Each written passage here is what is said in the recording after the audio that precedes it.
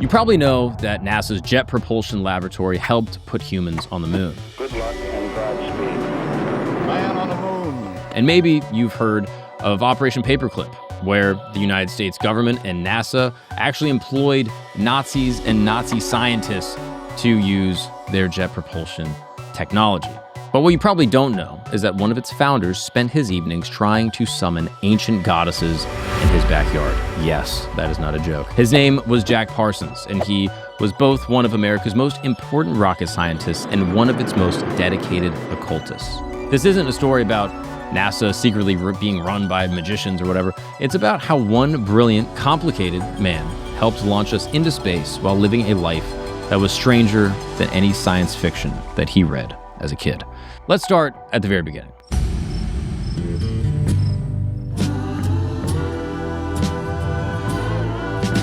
What's up, people, and welcome back to camp. My name is Mark Gagnon, and thank you for joining me in my tent, where every single week we explore the most interesting, fascinating, historical figures and events that shaped our world today.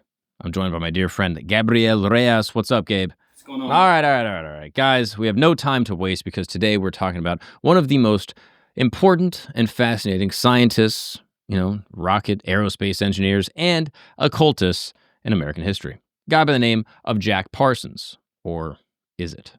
Let's start at the very beginning, all right?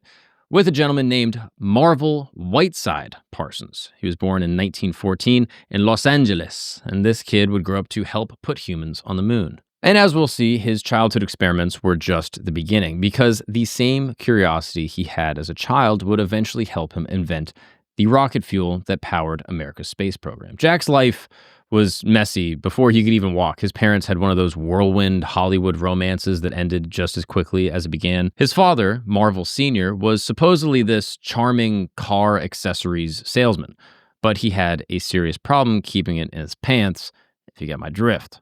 Jack's mother, this woman named Ruth, discovered her husband was messing around with a local prostitute, and she divorced him, cut off all contact, and decided she never wanted to hear his name again. This meant that baby Marvel became John overnight, though everyone would call him Jack. Ruth, his mother, moved back in with her wealthy parents on Orange Grove Avenue in Pasadena, a street so fancy that they call it Millionaires Row, essentially the Beverly Hills of the early 1900s. And Jack was what you'd call an unusual child. He struggled in school, probably due to undiagnosed dyslexia, but he would spend hours buried in books that most kids his age couldn't even pronounce. While other kids were playing with toy trucks, Jack was reading Jules Verne, his famous book From the Earth to the Moon, and devouring every issue of Amazing Stories. This was like a pulp science fiction magazine that, would cost $0.25 and would basically teleport every child to an adventure on a distant planet. But here's what's important to understand. In 1920, right, talking about rockets going to space was like Game of Thrones being real. The Wright brothers had only flown their first airplane in 1903. Just 10 years before little baby Jack was born. And most scientists thought space travel was just like a fantasy, right? Maybe it would happen in 1,000 years. But Jack read these magazines and he didn't see fantasy. He saw blueprints. So when Jack was 13, he met a kid named Edward Foreman, and this friendship would change both of their lives. Foreman was 2 years older and was apparently very protective because Jack was getting bullied pretty regularly, and they bonded over something that most parents would find terrifying. They both wanted to build rockets. Their laboratory was Jack's backyard on Millionaires Row. So picture this. Two teenagers are mixing gunpowder from like cherry bomb fireworks with aluminum foil or whatever household chemicals they could scrounge up, then trying to launch these contraptions into the sky. The results were about what you'd expect. And the Parson family lawn looked like a war zone. And of course, Mom was pissed. Jack's mother sent him to Brown Military Academy, probably hoping that some discipline or, a strong fatherly force in his life would straighten out her explosive, obsessed son. And instead, Jack took his experiments with him. One story says that while at school, he decided to test some of his chemical mixtures in the school bathroom. And the explosion was so powerful, it basically destroyed the toilets and got Jack permanently expelled. The military school's report doesn't specifically say explosives in a bathroom, but it does say misconduct involving explosives. His mother was mortified. Ruth, was so pissed. But Jack had just learned something crucial. He had a real talent for making things go boom. That talent landed him a job at 18 with the Hercules Powder Company in Los Angeles. So while most teenagers were thinking about college or, getting behind the wheel, driving, falling in love, Jack was working with industrial explosives and getting hands-on experience with dangerous chemicals. His coworkers probably thought that he was crazy, but they couldn't argue with his results. The kid had like this prodigious understanding of how different compounds behaved when you mix them together. Then, 1929. The stock market crashes and Jack's grandfather dies, and suddenly the family fortune is basically gone. Jack had to drop out of Pasadena Junior College and work full-time to help support his mom. Most people would see this as the end of their scientific dreams, but Jack kept experimenting in his spare time. He and Foreman would drive out to the desert on the weekends, setting off rockets that probably violated every safety regulation ever. So by 1934, these two self-taught rocket enthusiasts had a problem. They'd learned everything that they could from trial and error, but they needed real science, real expertise to go further. So they did something that took serious guts. They approached a gentleman named Frank Molina, a graduate student at Caltech who was actually studying rocket propulsion in an academic setting. Molina later said he was impressed by their enthusiasm and their practical knowledge, even if their methods were unorthodox. So here are two guys with no formal education in chemistry or engineering who had managed to build working rockets in their backyard. When Molina agreed to work with them, they formed what would become known as the Suicide Squad. And that nickname wasn't a joke. Their experiments were so dangerous that other Caltech scientists complained about the noise, the smoke, and the damage to the university buildings. But Theodore von Karman, one of the most respected aerodynamicists in the world, saw something special in these crazy kids and gave them official support. So Jack Parsons was 20 years old, he had no college degree, and was working with explosives that could kill him, even if he made the smallest mistake. He was about to help invent the technology that would eventually carry humans to the moon. Yes, the weird kid who blew things up in military school bathrooms was becoming a rocket scientist, and he was just getting started. What Jack didn't know yet was that his curiosity about the universe would take him down a different path. So by 1936, the Suicide Squad had another serious problem. They kept blowing things up on campus, and other professors were getting really tired about the noise. So they moved their operation to a remote canyon where the explosions wouldn't bother anyone, the Arroyo Seco Canyon. This canyon sits behind Caltech, but its rocky walls provided enough support to not disturb the school. They set up shop in some iron sheds that had no ventilation and looked like they had been there for years. It wasn't glamorous, but it was theirs. What's up, guys? We're going to take a break really quick because you own a small business, or maybe you work for a small business, and I am about to make your life so much easier. Let's say, hypothetically, you own a little, furniture business, right? And you're struggling to keep track of the raw materials, the production schedule, invoicing clients, all that stuff.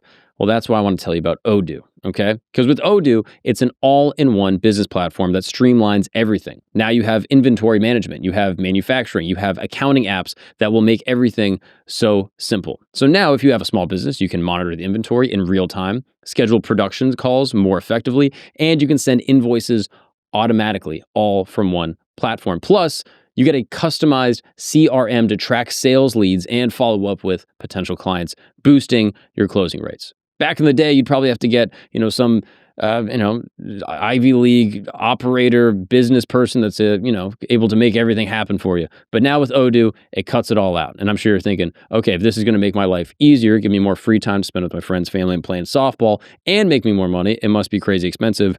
This is the good news. Listeners of this program are going to get a 14-day free trial. That's right. You get 2 weeks with Odoo completely for free when you go to odoo.com/camp. That's right. Odoo.com. Use the promo code CAMP and you will get 14 days for free just to try it out. See if you like it. If it's not for you, you don't need it. All right. But Odoo is going to make your life so much easier. Everything you need all in one place. Save time, make more money. Now let's get back to the show.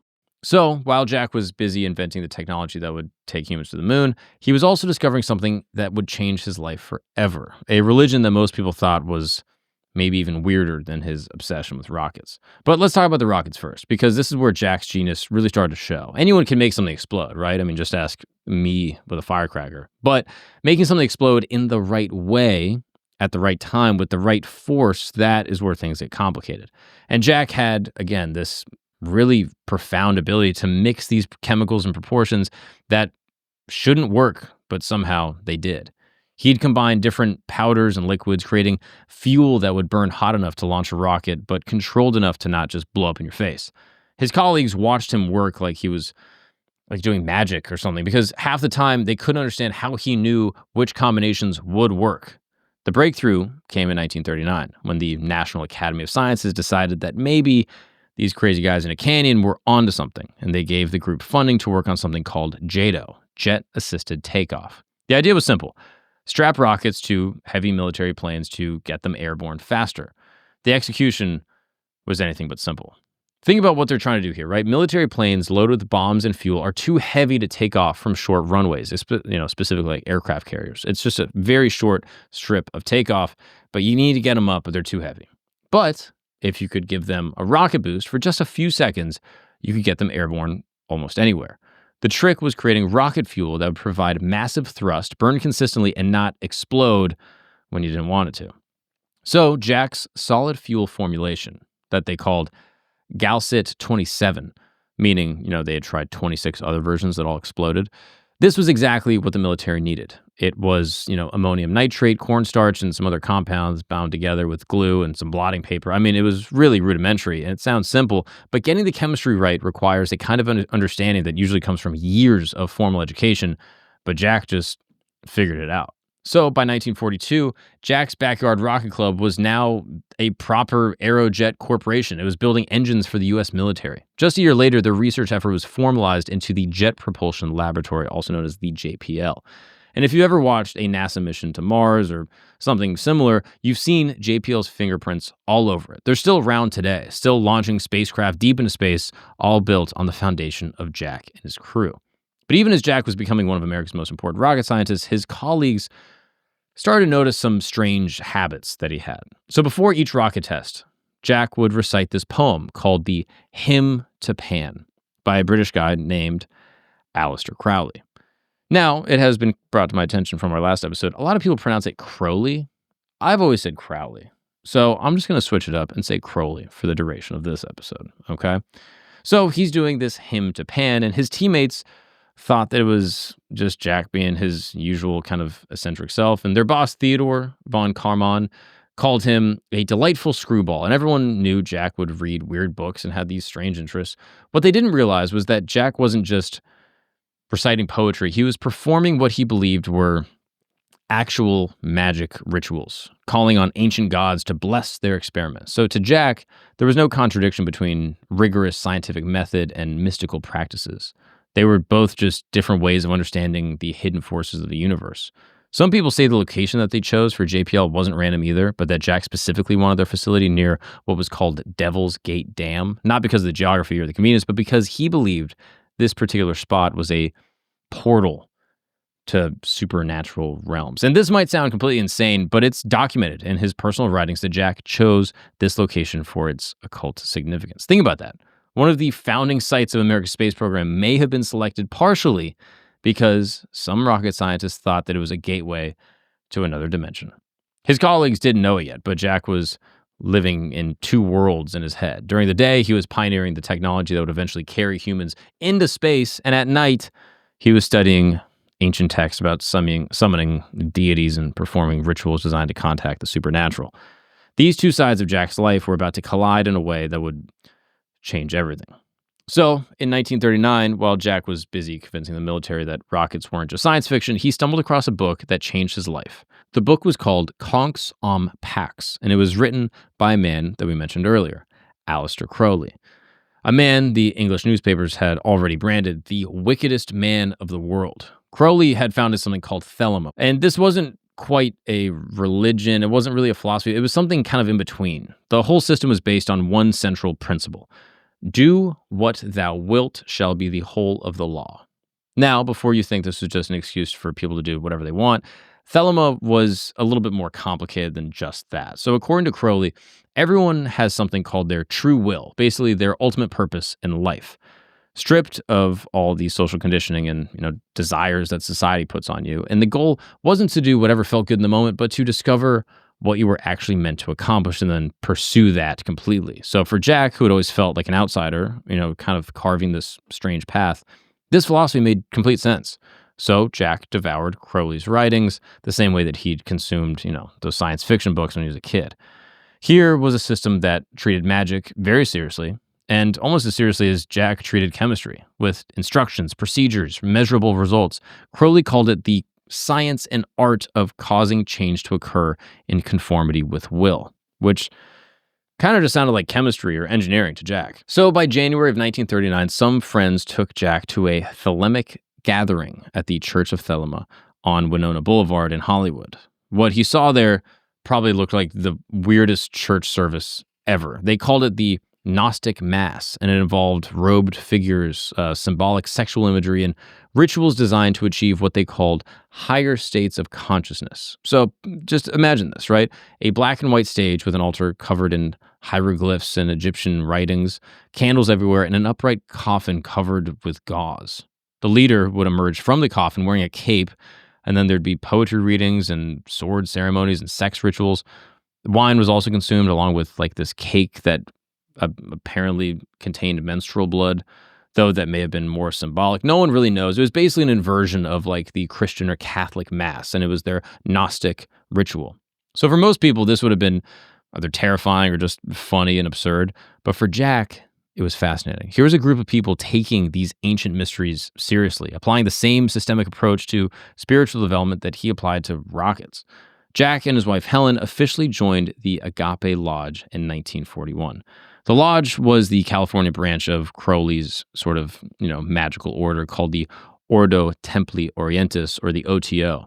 These weren't just, weekend hobby occultists. They studied these magical texts and performed these ceremonies and corresponded with practitioners around the world on a regular basis. So by 1942, Jack had impressed the lodge leadership enough that Crowley himself appointed him as the new leader, replacing a guy named Wilfred Talbot Smith. This meant that Jack was now responsible for running the California headquarters of what was essentially this international magic organization. Jack moved the lodge's operations to his mansion on Orange Grove, the same millionaire's row that he'd grown up blowing up things in his backyard. He converted the place into what everyone called the Parsonage and became one of the most unusual homes in all of Pasadena. The Parsonage was part science lab, part occult temple, and part boarding house for anyone interested enough to catch Jack's attention. He rented rooms to artists and writers and musicians and different bohemians who couldn't afford to live anywhere else in that fancy neighborhood. And the place attracted all sorts of people. Hollywood actors and science fiction writers and various characters who were drawn to Jack's, scientific credentials and his mystical interests. And Jack decorated his and Helen's bedroom with a statue of Pan, the Greek god of wild nature and sexual freedom. Many people believe that the current modern Christian depictions of Satan actually come from these ancient depictions of Pan. We actually did an episode on this on Religion Camp that you guys should check out. So he has this statue of Pan in his bedroom, and while the garage is a chemistry lab where Jack continued his rocket fuel experiments, the basement is now a full temple where the lodge performed their ceremonies. The neighbors were not happy about this, right? Pasadena's wealthy elite weren't prepared for the type of parties that he was going to throw. There was loud jazz music that went until the early morning and fire dancing in the garden, and some reports of naked pregnant women performing rituals under the moonlight. The police were there all the time. But here's where Jack's scientific reputation saved him. Whenever officers showed up to investigate noise complaints or strange activities, Jack would just show up. He'd greet them at the door in a respectable manner and casually mentioned his work at Caltech and how he's building rockets for the military. He'd explain that, he was working on these vital projects and that these gatherings were just intellectual discussions amongst colleagues. And his charm and credentials usually worked. The police would kind of show up and look around and see what appeared to be a well-educated professional in a, regular social gathering and decide that there was nothing worth investigating. They had no idea that the basement contained a fully equipped temple where Jack was performing these daily rituals that he believed would contact these entities. Jack's Thelemic practices became as much a part of his routine as his scientific work. He made daily adorations to the sun and performed these ritual magic acts designed to banish negative influences, and studied Crowley's incredibly complex magical texts with the same intensity that he studied chemistry. He also began corresponding regularly with Crowley himself, who was living in England at the time. Jack's letters to Crowley were written in the formal style that Crowley demanded from his students, addressing him as most beloved father and signing off as thy son, John. For Jack, this wasn't just, fan mail. He genuinely saw Crowley as a teacher whose magical knowledge was as valuable as anything he could learn in a lab. What Jack didn't realize was the FBI had actually started to track him. They were concerned about reports of sexual perversion and black magic coming out of the Parsonage, but they were even more concerned about Aleister Crowley, who they thought might be a British spy or just an agent of chaos. The idea that an important American rocket scientist was corresponding with a possible foreign spy, this was an issue that obviously attracted national security attention. The surveillance was pretty low-key in the early 1940s, just agents taking notes and filing reports, but as Jack's magical activities became more elaborate and his science work became more classified, that attention would intensify. Okay, so this is where things get really interesting. By August of 1945, there's this Navy officer who gets discharged, and now he's a struggling science fiction writer, and his name is L. Ron Hubbard. Ever heard of it? He shows up at the Parsonage looking for a place to stay. Jack had met him through the Los Angeles science fiction circles, where Hubbard had a reputation as this fast-talking guy who could spin amazing stories, but he never really seemed to have the money to get things off the ground. The magic ritual Jack performed with L. Ron Hubbard was supposed to bring about a new spiritual age for humanity, but it ended up costing Jack a lot of money and his girlfriend and possibly his sanity. Let me explain. Jack was fascinated with Hubbard, who claimed to have extensive experiences with magical practices. In a letter to Crowley, Jack wrote that Hubbard was, quote, the most thelemic person I've ever met, and seemed to be in direct contact with some type of higher intelligence, possibly his, quote, guardian angel. This was high praise coming from someone who'd literally been talking and studying Crowley's work for 6 years. Hubbard had a gift for making himself seem more knowledgeable and experienced than he actually was. He told Jack stories about magical training and his Navy adventures and his understanding of occult principles. But what Jack didn't realize was that Hubbard was kind of a con man who'd learned just enough occult terminology to sound convincing. The parsonage was already a strange place, but Hubbard's presence made it even more intense. Jack's marriage to Helen was falling apart. They'd grown in different directions as Jack was more obsessed with thelemic practices. Meanwhile, Helen's younger sister, Sarah, had moved into the home, and both Jack and Hubbard became interested in her. Helen Parsons was Jack's first wife, and when their marriage fell apart, things got messy. Jack didn't just move on. He started dating Sarah, Helen's half-sister. I mean, this guy's psycho, right? That's an insane thing. You don't date your girl's sister. Whatever. By late 1945, Jack was ready to attempt something he had been planning for months. A major magical operation designed to incarnate the thelemic goddess Babylon in human form. According to Crowley's teachings, Babylon was the divine feminine principle, the sacred whore who represented liberated sexuality and spiritual freedom. Jack believed that bringing her into physical manifestation would bring upon this new spiritual age for humanity. So, Jack and Hubbard began what they called the Babylon Working in January 1946. The rituals were based on Enochian magic, a complex system supposedly revealed to the magician John Dee by angels. They set up an elaborate magical temple in the parsonage, complete with ceremonial weapons and magic tablets and all sorts of different carefully arranged symbolic elements. Again, if you're hearing this and you're like, this is so goofy, this is like LARPing, or they're doing like a Renaissance fair, fair. That's reasonable. But to these guys, they really, truly believed it. And if you believe this stuff and you think it's possible that people could be, getting in touch with supernatural entities or perhaps Satan himself, then this should be a cause for concern. The ceremonies involved Jack performing what can only be described as sex magic while classical music played in the background, specifically Prokofiev's second violin concerto. Hubbard acted as the scribe, taking notes and supposedly communicating with the entities on the astral plane.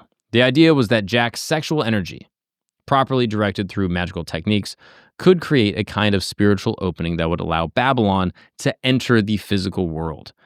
This went on for 11 nights. When Jack became increasingly convinced that they were achieving real results, He reported strange phenomena in the house, poltergeist activity and orbs of light, disembodied voices, and even weather changes that seemed to respond to the rituals. After 3 days of intense ceremonies, something happened. A red-haired artist named Marjorie Cameron showed up at the parsonage looking for a room to rent.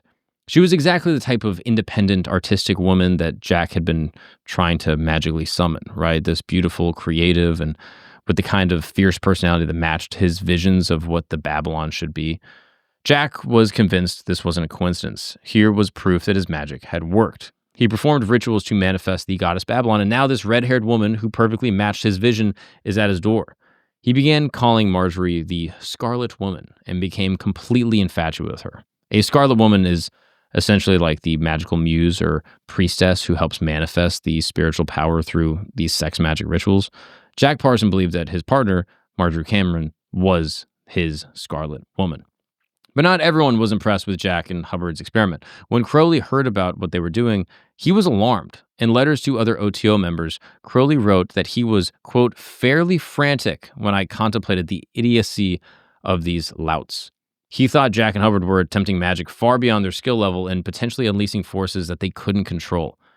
This criticism from his mentor should have made Jack rethink what he was doing, but he was too caught up in what he believed was the greatest magical achievement of his lifetime, and he continued in Babylon working with his Scarlet Woman, Marjorie Cameron, convinced that they were participating in cosmic events that it's going to transform consciousness. So while Jack was focused on the spiritual significance of these rituals, Hubbard had been paying attention to more practical matters. He noticed that Jack had money, a lot of it. From his rocket work and his patents. He'd also become interested in Sarah, who was young and attractive and seemed impressed by his stories of adventure and knowledge. So in 1946, Hubbard makes his move. He convinced Jack to invest in a business venture called Allied Enterprises, which was supposedly going to buy yachts on the East Coast and sail them to California for resale. And it sounded like a legit business, right? And so Jack contributed $10,000 of his life savings to the enterprise. Then Hubbard and Sarah disappeared. They'd run off to Florida together, used Jack's money to buy a yacht called the Diane, and had no intention of ever returning to California. When Jack realized what had happened, he was devastated. The man he considered a brother, a magical partner, had stolen both his money and the girl he liked. But instead of just, calling the police or hiring a lawyer, he decided to use magic to get his money back. He performed elaborate rituals designed to invoke spiritual forces that would stop Hubbard and retrieve his stolen funds. And just a few days later, Jack heard that Hubbard's yacht had run into serious trouble during a storm off the Florida coast. The boat was damaged, and Hubbard had to go to the port for expensive repairs. Jack was convinced that his magical rituals had caused the storm, and this proved his occult powers were real. Of course, Hubbard kept the money anyway. He and Sarah got married and moved on with their lives, leaving Jack to deal with the emotional and financial damage. The great magical working that was supposed to usher in this new age had instead introduced Jack to the oldest con in the book, this charming sociopath who figured out exactly how to exploit a brilliant but naive true believer. Jack's faith in magic remained the same, but his trust in people had taken a serious hit. Ever since L. Ron Hubbard, the same man who would later found Scientology, had just given Jack a very expensive education in the difference between genuine spiritual seeking and manipulation. The Babylon working is officially over, but its consequences are just beginning. What's up, guys? We're going to take a break really quick because I want you to know that there are still good people in the world. And there are still people out there fighting for you. So here's a story. There's a guy riding a water slide, right? He's at this amazing water park. He's about to go down the slide. All of a sudden, as he's going down, flies into the air, lands on his back, and has permanent, life-changing injuries. He's still dealing with them 4 or 5 years later, and he's having a hard time getting paid. You know what I mean? He gets injured at this massive, massive water park owned by Disney of all people and can't even get a cent out of their attorneys. So that's why he called Morgan & Morgan. He called Morgan & Morgan, and quickly they represented him in his lawsuit against Disney for damages, citing what they called lax safety measures. The lawsuit alleges that Disney either failed to warn him properly or failed to make the ride safe, and they argue that the design itself created a dangerous condition. And thankfully for this guy, because he called Morgan & Morgan, he will get justice in his case, just like the 500,000 other clients that got the compensation that they deserved over Morgan & Morgan's 35-year career. Morgan & Morgan is America's largest injury law firm with over $25 billion recovered. I'm telling you, hiring the wrong law firm can be disastrous, and hiring the right one could substantially increase your settlement. With Morgan & Morgan, it's so easy to get started, and their fee is free unless they win your case. So just visit forthepeople.com/Gagnon, Gagnon, or dial pound law. That's pound 529. That is forthepeople.com/Gagnon, or dial pound law. That's pound 529. This is a paid advertisement. Now let's get back to the show. What's up, guys? We're going to take a break really quick because you need to rebrand your crotch. That's right. You need a full rebrand on your dong, and you're going to do it with Blue Chew. Because Blue Chew, their tablets aren't just for better sex. No, they are like if Tony Robbins give a motivational speech right to your wiener, you know? I mean, you're going to feel amazing. Look, I just took one of Blue Chew's tablets today, and suddenly, I mean, look at me, I'm glowing. This table, absolutely getting crushed underneath it, right?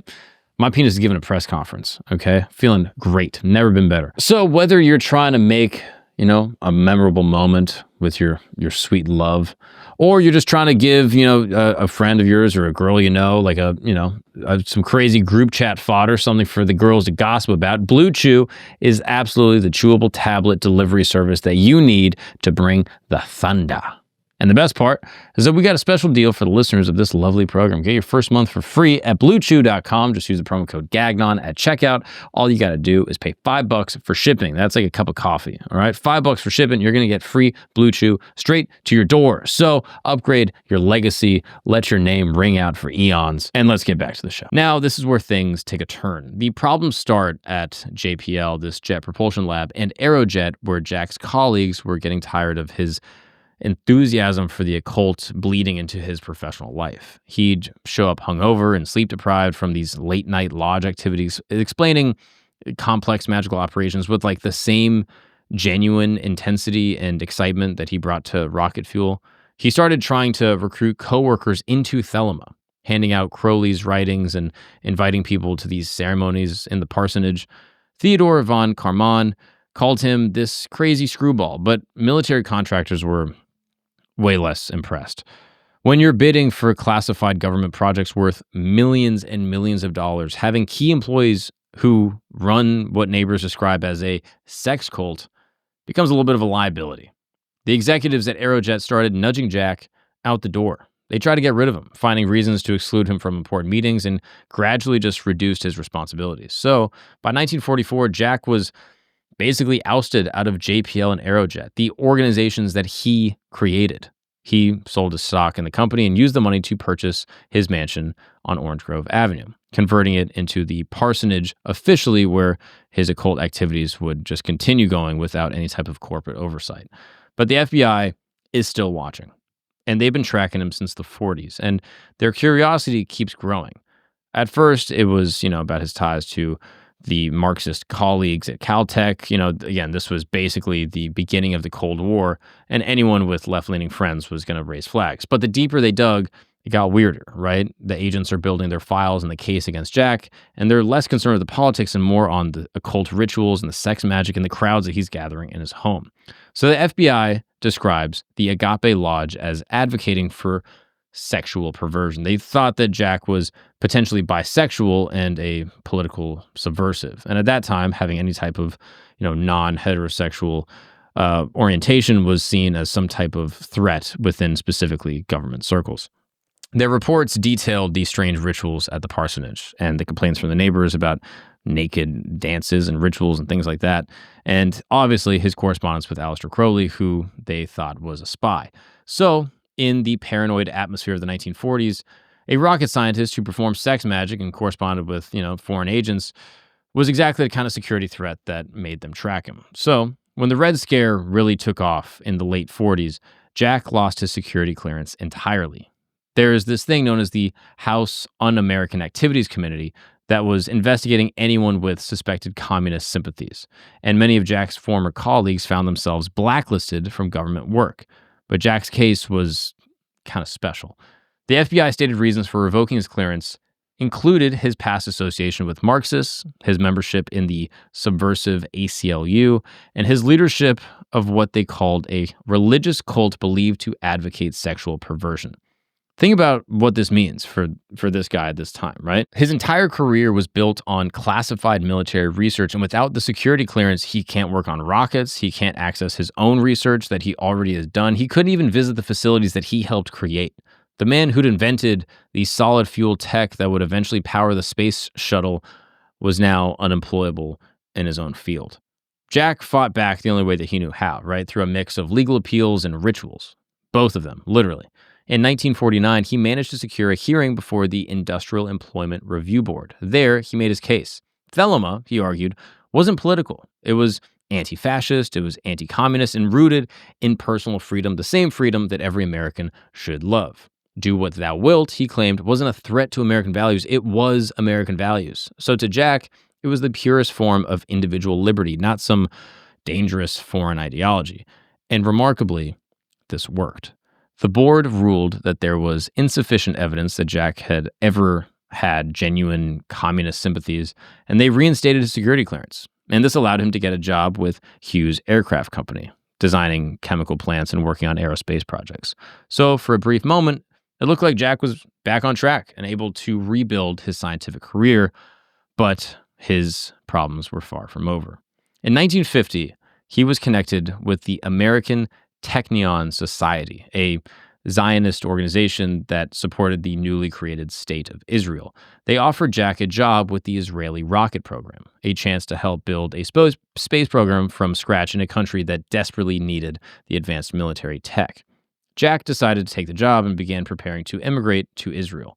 He asked a secretary at Hughes Aircraft to type up a portfolio of technical documents that he planned to submit as a part of his application, essentially some blueprints that he created. It seemed like a reasonable request. He was getting information for a legitimate employment with a U.S. ally, but he didn't have the same level of security clearance as he once did. So his secretary reported Jack to the FBI, accusing him of espionage and attempted theft of classified company documents. From her perspective, this was a guy with a history of occult activity and questionable associations, and he was trying to steal military secrets and flee the country.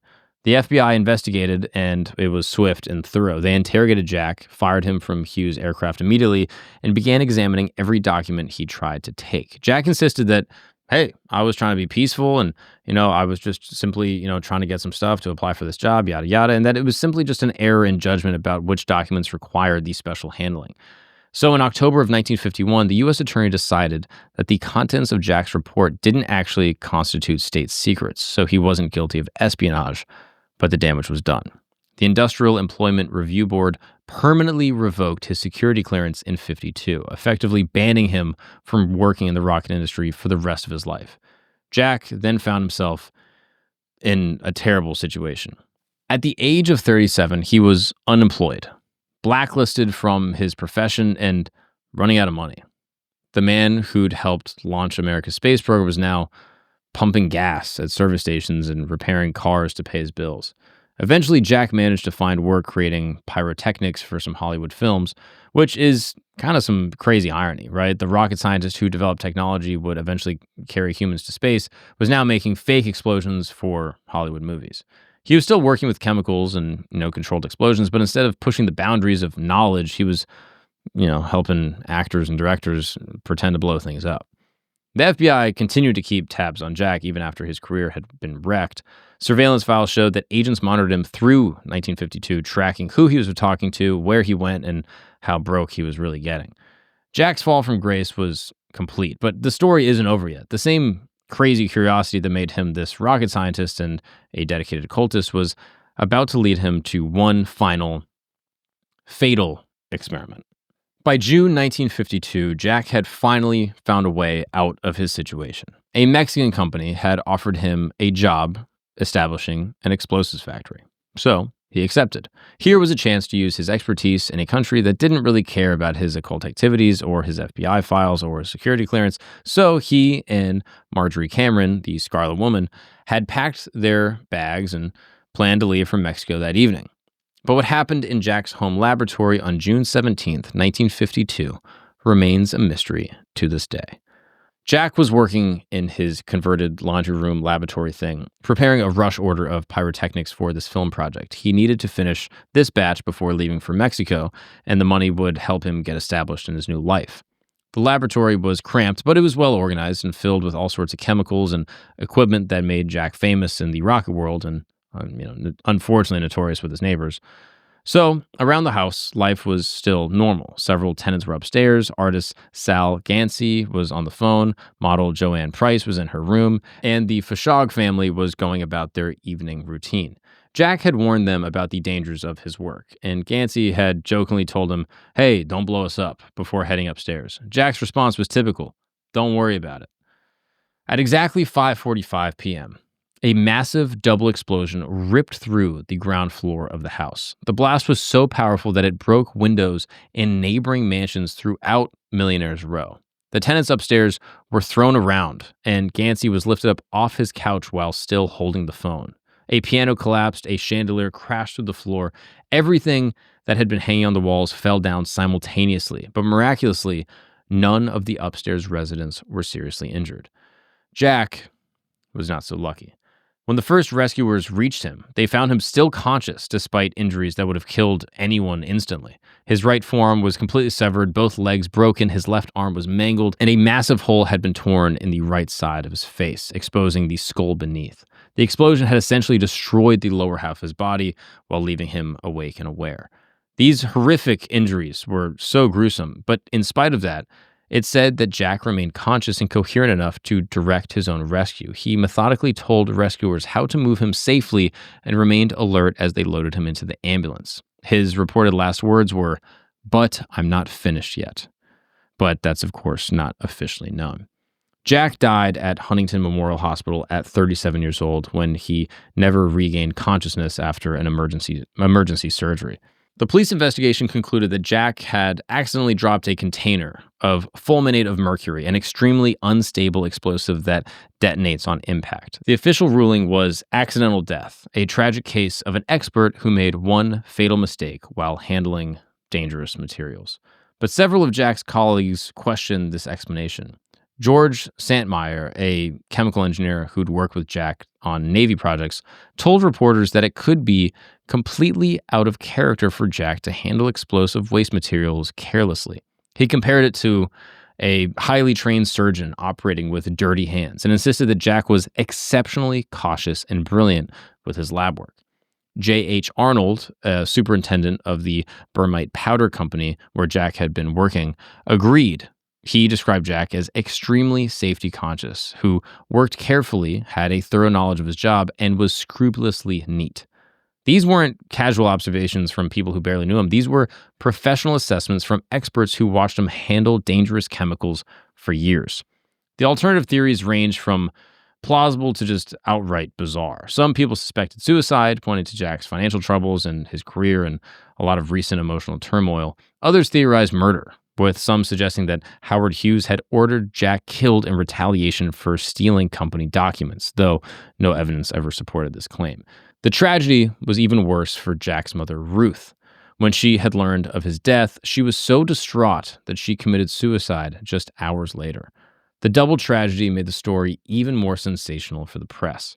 The newspapers had a field day with Jack's death, but not for his rocket science. Instead, they zeroed in on the strangest parts of his life. Headlines like "Slain Scientist Priest in Black Magic Cult," and things like "Linking Local Blast Victim with Weird Cult Rites" splashed across the front pages. Reporters dug deep into the wild stories, the Parsonage parties, the Babylon working, his letters to Aleister Crowley. To the public, Jack wasn't a pioneer of space travel. He was an eccentric occultist who blew himself up in a cloud of mystery and scandal. The press seemed fascinated by the contradiction of a rocket scientist who practiced magic, but they treated it as a curiosity rather than trying to understand how Jack had reconciled these seemingly opposite things. Within days, reporters were writing about sexual perversion and black robes and sacred fire and intellectual necromancy, all sorts of crazy things. And the coverage was so sensational that it kind of overshadowed any serious discussion of Jack's scientific legacy or even the real circumstances of his death. And the scientific establishment and their response was telling. Rather than defend one of their pioneers or investigating these suspicious circumstances, they did nothing. Jack's occult activities had kind of made him an embarrassment, and his death provided a convenient opportunity to just write him out of the official history. So today, more than 70 years later, we still don't know exactly what happened in that lab. The official explanation might be correct, sure. Some experts make fatal mistakes, that happens. But the questions raised by the people who knew Jack and his working methods have never been fully answered.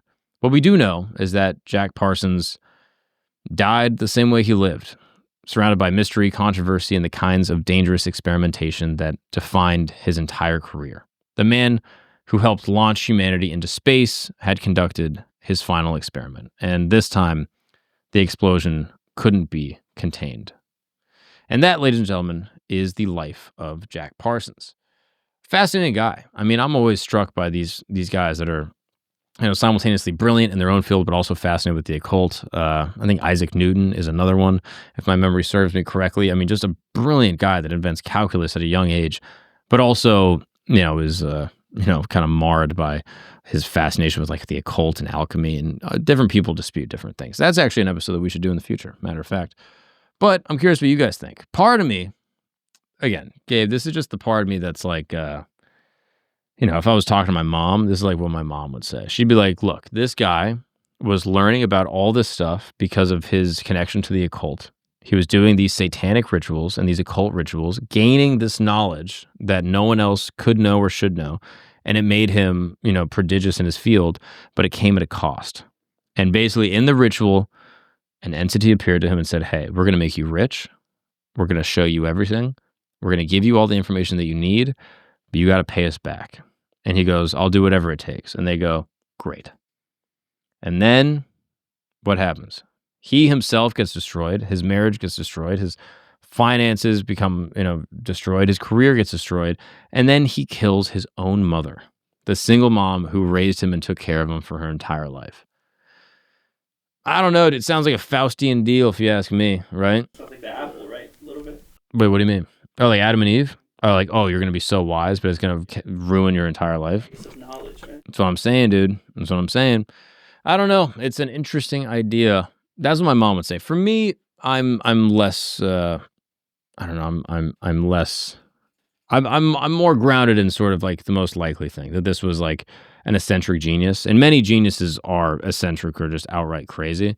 And with his genius acumen for understanding or pioneering this whole field, he also was drawn to other things. I mean, look at like Kanye West. He's like a genius producer, but also has some pretty controversial racial ideas and conducts himself in a pretty, atypical way. And I think that's the case with most geniuses. You know what I mean? They're like Steve Jobs was one of the geniuses of our time, developed an iPhone, developed a thing that changed, the way human beings communicate, but also like wasn't the best dad, and he lived in a house with like no furniture and like was just sort of like a crazy guy. And that's the nature of being a genius, you know what I mean? Like if you're crazy, congrats, you might be a genius. And if you're really neat, organized, and put together, you're probably not a genius. Sorry. But that's just one of those things. I think that's probably the most likely scenario, but who knows? Maybe he was communicating with supernatural entities that offered him the deal of a lifetime for the price of his own mom. What do you think? It's crazy. It's crazy, man. You think he was talking to the devil? Oh, for sure. All right, for sure. Fall more in the line of your thinking, similar to your mom. Yeah, dude, that's Santeria, bro. You got to watch out for it. What do you guys think? Drop a comment below. I would love to know what your thoughts are. I read all of them, so please be nice. YouTube, Spotify, wherever you want to talk to me, I will see it. Maybe we'll read a couple of them on the next episode. As always, this has been an episode of History Camp. Thank you guys so much for tuning in, and I will see you guys next time. What's up, people? Quick announcement. If you are a fan of Camp Gagnon or Religion Camp, I have great news because we are dropping History Camp. That's right. This is the channel where we're going to be exploring the most interesting, fascinating, controversial topics from all time throughout all history. Right? You probably know about Benjamin Franklin, Thomas Jefferson, Nikola Tesla. Interesting figures from history, and you probably learned about them in school and they were pretty boring, but not here. No. As you know, I was raised by a conspiracy theorist, so I'm going to be diving deep into all of the interesting, strange, occult, and secretive societal relationships that all of these famous, influential men from our shared past have. So if you're interested, please go ahead and subscribe to the YouTube channel. It will be pinned in the description as well as the comments. And if you're on Spotify, this doesn't really apply to you, but these episodes will be dropping as well. Just go ahead and give us a high rating because it really helps the show. Now let's get back to it.